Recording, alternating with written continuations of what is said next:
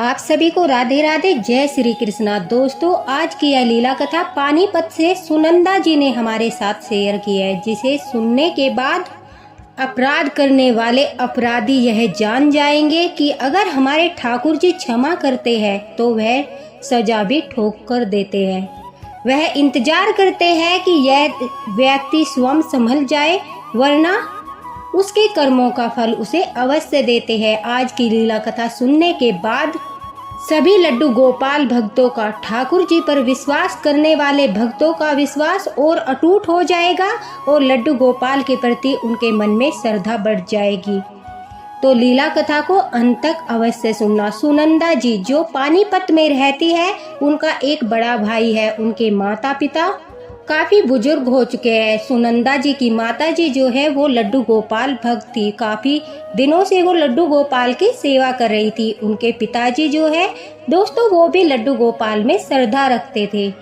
सुनंदा जी का भाई उनसे बड़ा है, उसकी शादी हो चुकी है। अक्सर वह विदेश जाने की जिद करता था, लेकिन बुजुर्ग माता पिता अपना देश छोड़कर नहीं जाना चाहते थे। वह कहते थे, जहाँ हमारे ठाकुर जी है, जहाँ पर हमारे ठाकुर जी के धाम है, हम उस देश को छोड़कर नहीं जाएंगे। सुनंदा की माता लड्डू गोपाल भक्त थी और लड्डू गोपाल से बहुत ही प्रेम करती, उन्हें अपने पुत्र रूप में सेवा करती। उनके पास छोटे से बाल गोपाल लड्डू गोपाल जी का विग्रह था, जिनकी वह बड़े ही प्रेम से, सेवा भाव से, समर्पण भाव से सेवा करती थी।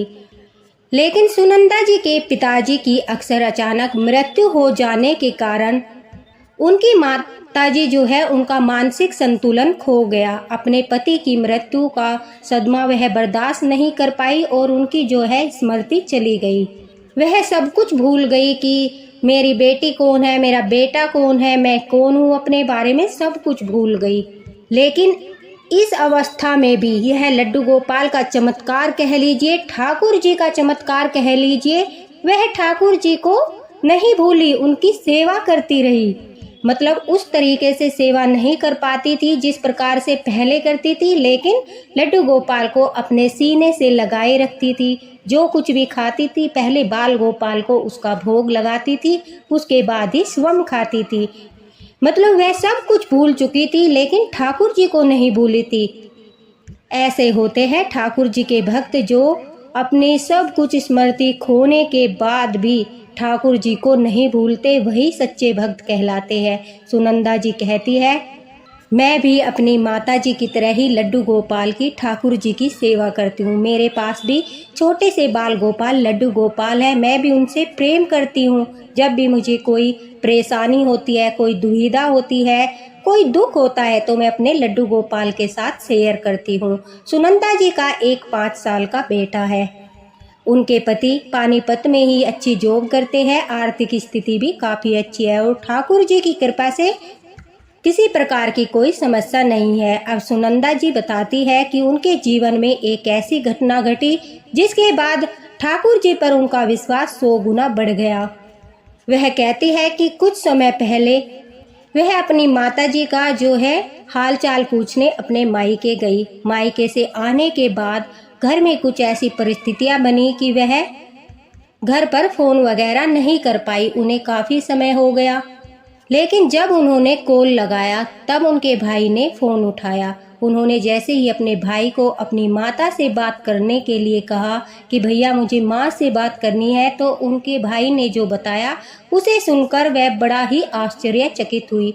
उनका भाई कहता है कि हम विदेश में सेटल हो गए हैं, हमने इंडिया में जो घर था वो बेच दिया है। यह सुनकर वह काफ़ी हैरान होती है। अब सुनंदा जी अपने भाई से कहती है कि तुमने मुझे इस बात की खबर भी नहीं की और अचानक से इतना बड़ा फैसला ले लिया। तभी उनका भाई कहता है कि देखो, यहाँ पर बड़े बड़े अच्छे अच्छे डॉक्टर हैं जिनके पास माँ का इलाज होगा, माँ जल्दी ही ठीक हो जाएगी, तुम्हें चिंता करने की ज़रूरत नहीं है। और वैसे भी तुम्हें तो खुश होना चाहिए कि तुम्हारे भाई की तरक्की होगी, वह आगे बढ़ेगा, अपनी लाइफ में कुछ करेगा।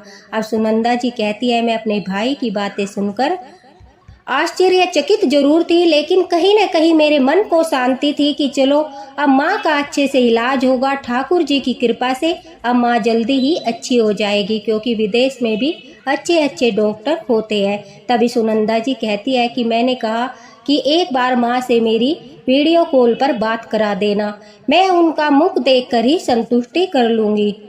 तभी उनका भाई कहता है, अरे सुनंदा, तुम कैसी बात करती हो, भला वीडियो कॉल की क्या आवश्यकता है, मैं माँ से तुम्हारी बात ही करा देता हूँ। अब सुनंदा जी कहती है कि अचानक से मेरा भाई मेरी माँ से मेरी बात कराता है। तभी मेरी माँ कहती है कि बेटा, मुझे पार्क में टहलने जाना है, डॉक्टर ने मुझे एक्सरसाइज के लिए बोला है, मैं आकर तुमसे बात करती हूँ। लेकिन माँ की आवाज़ सुनकर सुनंदा जी के मन को बड़ी शांति मिली। उन्हें लगा कि उनकी माँ जल्दी ही ठीक हो जाएगी और माँ से बात करने के बाद एक बेटी काफ़ी खुश थी।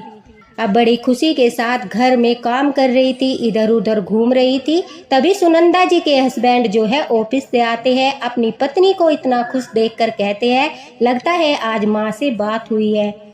तभी सुनंदा जी उन्हें सारी बात बताती है। वह भी काफ़ी आश्चर्यचकित होते हैं कि इतनी जल्दबाजी में उनके भाई ने इतना बड़ा फैसला ले लिया, लेकिन दूसरी तरफ वह भी खुश थे कि चलो अब उनकी माँ का अच्छे से इलाज होगा। सुनंदा जी कहती है कि उसी रात को एक आश्चर्यजनक घटना उनके साथ होती है।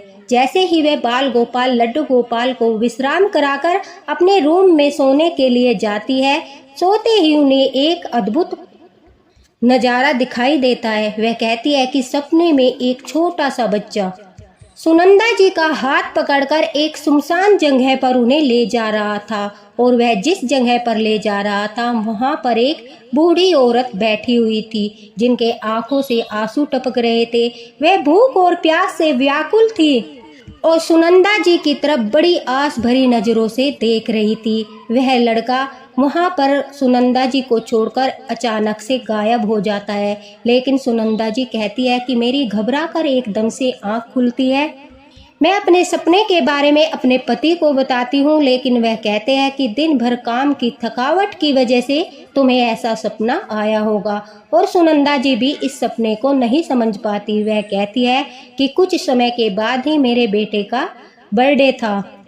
अब वह हर रोज अपनी माँ से बात करती, काफ़ी खुश होती, कहती कि मेरी माँ अब जल्दी ठीक हो जाएगी, उनके स्वास्थ्य में काफ़ी सुधार है। और दूसरी तरफ उनके बेटे का जन्मदिवस आ रहा था। इस खुशी में सुनंदा जी जो है वो कहती है, मैं अपने पति से कहती हूँ क्यों ना इस बार हम बर्थडे घर पर मनाने की बजाय कुछ अलग करे, गरीबों की मदद करे, भंडारा वगैरह करे, ठाकुर जी के नाम का कुछ स्पेशल करे, जिससे बर्थडे भी स्पेशल बन जाएगा। अब उनके पति ने भी कहा, हाँ तुम जो कहोगी हम वही करेंगे। अब सुनंदा जी कहती है कि मैंने मन में सोच लिया कि इस बार हम ठाकुर जी के लिए भंडारा रखेंगे और छोटा सा जागरण रखेंगे।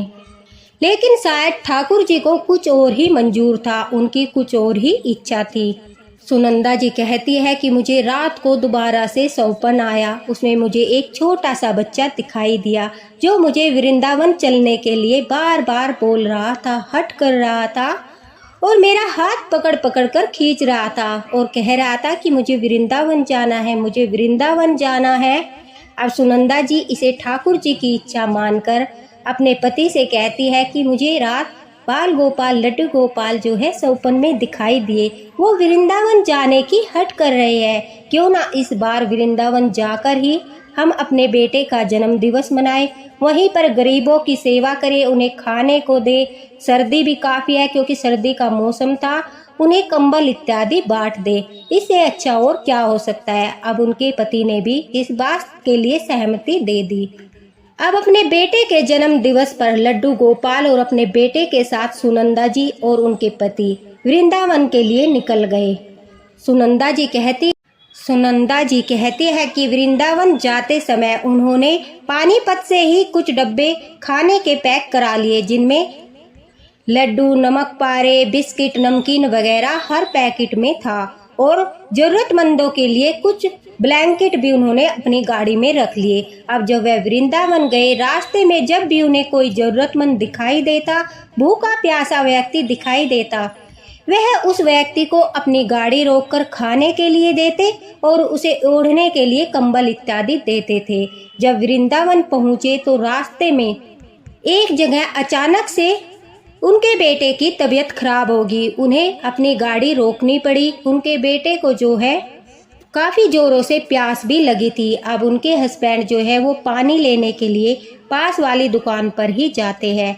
तभी सुनंदा जी कहती है कि उनकी नज़र एक बूढ़ी लाचार औरत पर पड़ती है। वह सर्दी से ठिठुर रही थी और कुछ खाने के लिए मांग रही थी। उनके पास छोटे से बाल गोपाल लड्डू गोपाल जो है उनके कपड़ों के बैग पर रखे थे। अब सुनंदा जी उस औरत को देखकर उसके पास जाती है और कहती है कि माँ जी, आपको ठंड लग रही है, यह कंबल लीजिए। और उसे जैसे ही खाने का डब्बा देने लगती है, उस औरत ने अपना मुंह ऊपर को उठाया, सुनंदा जी की तरफ देखा तो सुनंदा जी के हाथों से वो खाने का डब्बा छूट गया और एकदम से उनकी चीख निकल पड़ी। उन्होंने बोला माँ, और माँ कहकर उस औरत से लिपट गई। उन्हें अपनी आंखों पर विश्वास नहीं हो रहा था कि उनकी माँ तो विदेश में है, उनके भाई के साथ है, वह हर रोज उनसे बात करती है। फिर यह कैसे हो सकता है कि उनकी माँ वृंदावन के रास्ते पर भिक्षा मांग रही है, ठंड से ठिठुर रही है, भूख और प्यास से लाचार है। यह देखकर सुनंदा जी की आंखें भर आई। उनकी माँ को कुछ भी याद नहीं था। वह अपनी बेटी को एकटक देख रही थी। जब सुनंदा जी ने उनसे कुछ पूछा तो वह कुछ भी बोल नहीं पा रही थी। तभी अचानक से उनके पति आते हैं और वह भी सुनंदा जी की माँ को देखकर हैरान हो जाते हैं। उन लोगों को कुछ भी समझ नहीं आ रहा था। वह अपनी माँ को गाड़ी में बैठाती है, बांके बिहारी जी के दर्शन करते हैं, उन्हें अच्छे वस्त्र पहनाते हैं, एक धर्मशाला में जाकर उन्हें नहलाते हैं, अच्छे वस्त्र पहनाते हैं और बांके बिहारी जी के दर्शन कराते हैं। लड्डू गोपाल जो उनकी माता जी के पास थे, जिन्हें वह अपनी गोदी में लिए बैठी थी, उन्हें भी वह नहलाकर पोशाक पहनाते हैं, क्योंकि उनकी पोशाक भी फटी हुई थी। अब सुनंदा जी कहती है कि हम अपनी माँ को लेकर दर्शन करके घर वापस आते हैं, हमारे कुछ भी समझ नहीं आ रहा था। तभी वह अपने भाई को फिर से कॉल लगाती है और कहती है कि भैया मेरी माँ से बात कराना। अचानक से उनका भाई कहता है कि तुमने थोड़ी देर कर दी, मैं अभी अभी घर से बाहर आया हूँ, इसलिए माँ से तुम्हारी बात नहीं करा सकता। अब सुनंदा जी ठाकुर जी से प्रार्थना करती है कि आप ही इस उलझन को सुलझाइए, यह सब क्या हो रहा है, मुझे कुछ समझ नहीं आ रहा है, आप ही कुछ उपाय बताइए, कुछ ऐसा कीजिए जिससे सच्चाई सामने आ जाए। तभी सुनंदा जी के पति कहते हैं कि तुम घबराओ मत, हम तुम्हारे भाई को वापस इंडिया बुलाएंगे, इसके लिए मेरे पास एक तरकीब है। अब सुनंदा जी अपने पति के कहे अनुसार अपने भाई को कॉल लगाती है और कहती है कि भैया मेरे घर कोई पॉलिसी का कागज आया है जिसमें माँ के साइन चाहिए, वह पैसा आपको मिल जाएगा क्योंकि आप उसके नॉमिनी हो। तभी उनका भाई बहाना बनाते हुए कहता है क्या मेरे आने से काम नहीं चलेगा, क्योंकि माँ की तबीयत ठीक नहीं है। सुनंदा जी का जो अपने भाई को इंडिया बुलाने का प्लान था वह सक्सेसफुल हो रहा था। उन्होंने तुरंत से कह दिया अरे हाँ भैया आपके आने से भी काम चल जाएगा। उनका भाई अगले दिन ही फ्लाइट पकड़कर इंडिया वापस आता है और साथ में अपनी वाइफ यानी सुनंदा जी की भाभी को भी लेकर आता है और आते ही अपनी बहन से कहता है कि बहन डॉक्यूमेंट का काम कर लो क्योंकि हमें शाम की फ्लाइट से ही वापस जाना है। तभी सुनंदा जी कहती है अरे भैया इतनी भी क्या जल्दी है, एक बार पहले आप माँ से मेरी बात करा दीजिए। तभी उनका भाई कहता है कि माँ अभी दवाई लेकर सो गई होगी, डॉक्टर ने उन्हें आराम करने के लिए बोला है। तभी सुनंदा जी कहती है कि चलो अगर तुम मेरी इच्छा पूरी नहीं करते मैं तुम्हारी इच्छा पूरी कर देती हूँ, मैं माँ को तुम्हें फेस टू फेस मिला देती हूँ। तभी सुनंदा जी के जो हस्बैंड है वो उनकी माँ को रूम से बाहर लेकर आते हैं, जिन्हें देखते ही उनका भाई हैरान हो जाता है। उनकी भाभी भी घबरा जाती है और वह कहती है क्यों भैया, माँ तो विदेश में आराम कर रही थी, फिर यह यहाँ कैसे। तभी वह कुछ नहीं बोलते और वहाँ से उठकर चलने लगते हैं। तभी सुनंदा जी अपने भाई का हाथ पकड़कर कहती है कि मुझे पहले यह बताइए, आप हर रोज किससे बात कराते थे? मैं तुम दोनों को सजा दिलाकर ही रहूंगी। जिसने अपने माता पिता के साथ इतना बुरा व्यवहार किया, मैं उन्हें भला कैसे छोड़ सकती हूँ? और यह तो ठाकुर जी का आदेश है, लड्डू गोपाल का आदेश है कि तुम्हें तुम्हारे कर्मों की सजा मिलनी चाहिए।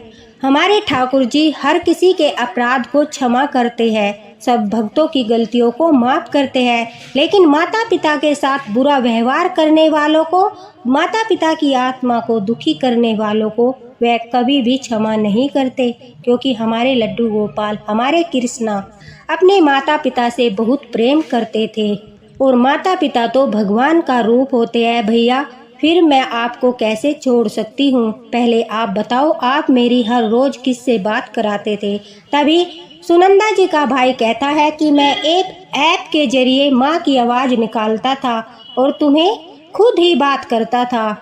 माँ बूढ़ी हो चुकी थी, अपनी याददाश्त भी खो चुकी थी, साथ में इनके लड्डू गोपाल भी थे। अब विदेश में हम इनको कहाँ लेकर जाते और कहाँ पर हम इनको रखते? वहाँ पर तो हर चीज़ लिमिट में होती है, देख कर ही सब काम करने होते हैं। इस वजह से हमने माँ को वृंदावन मंदिर के पास छोड़ा था। हमें नहीं पता यह तुम्हें कहाँ मिली और किस प्रकार से मिली। तभी सुनंदा जी कहती है, वह हमें मिली नहीं, बल्कि लड्डू गोपाल ने हमें उन तक पहुँचाया।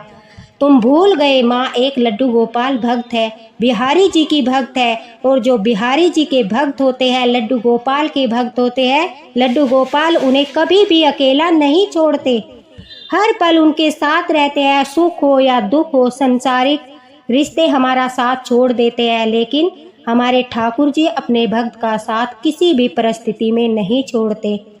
अपनी बहन की बातों को सुनने के बाद उनका भाई नजरें झुकाए खड़ा था, उसके मुंह से एक भी शब्द नहीं निकल रहा था।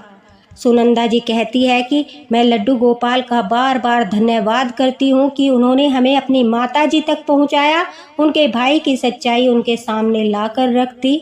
इतना बड़ा रहस्य उन्होंने एक पल में ही खोल दिया। तो जो भी लड्डू गोपाल भक्त है वो कभी भी न घबराए, अपना विश्वास न डगमगाने दे, क्योंकि लड्डू गोपाल जो है, ठाकुर जी जो है, अपने भक्त के साथ हर स्थिति में रहते हैं और वह कभी भी उनका अनहित नहीं होने देते, बुरा नहीं होने देते, उन्हें न्याय जरूर दिलाते हैं। अब सुनंदा जी कहती है कि उन्होंने अपने भाई के ऊपर केस कर दिया है, उन्हें उनके कर्मों की सज़ा मिल रही है। केस की वजह से उनका जो वीज़ा था, उनका पासपोर्ट था, वो भी कैंसिल हो गया है। अब सुनंदा जी ही अपनी माता जी की देखभाल कर रही है, उनके लड्डू गोपाल की सेवा कर रही है, और उनकी माताजी की हालत में भी काफ़ी सुधार है। सुनंदा जी की भाभी को अभी तक संतान सुख प्राप्त नहीं हुआ है, वह भी अपने मायके जाकर रहने लगी। उनका भाई अभी तक भी केस लड़ रहा है और वह कहती है कि उनकी मां को न्याय अवश्य ही मिलेगा, क्योंकि उन्हें पूरा भरोसा है, ठाकुर जी उनके साथ है। तो देखा दोस्तों, लड्डू गोपाल हमारे ठाकुर जी किस प्रकार से अपने भक्तों को न्याय दिलाते हैं, किस प्रकार से वह कठिन से कठिन परिस्थिति में भी उनके साथ रहते हैं, और हर इंसान को जो बुरे कर्म करता है उनको उनके कर्मों की सजा ठोक कर देते हैं। अगर आपको यह लीला कथा पसंद आई हो, इसे शेयर अवश्य करना। इसी के साथ राधे राधे, हरे कृष्णा। और सुनंदा जी का बहुत बहुत धन्यवाद, उन्होंने इतनी प्यारी लीला कथा हमारे साथ शेयर की। राधे राधे।